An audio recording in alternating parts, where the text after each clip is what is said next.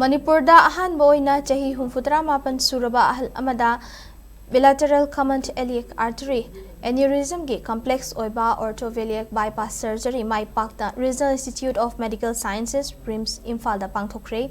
RIMS Imphal na fongdorakibagi matung inna kaiba yabagi fibam da leirakpa achauba bilateral common iliac artery aneurysm ge bypass surgery adu patient adu ge hypertension amasung mamang da stroke tawbagi record leibana aruba ohenki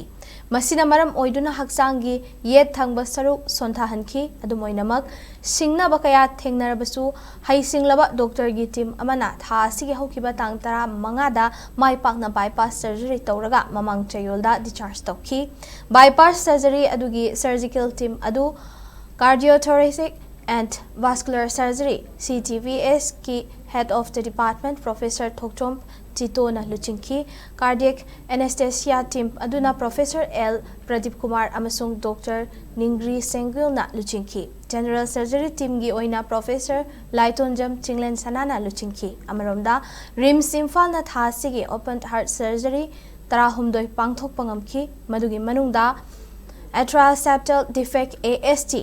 ventricular septal defect VSD tetralogy of Fallot double chamber right ventricle amasung heart valve replacement ge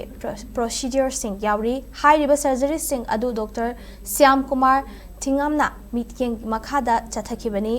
mai Paakpa sing asigi damang institute asigi director na Dr amasung staff sing bu thagat pa phongdokhi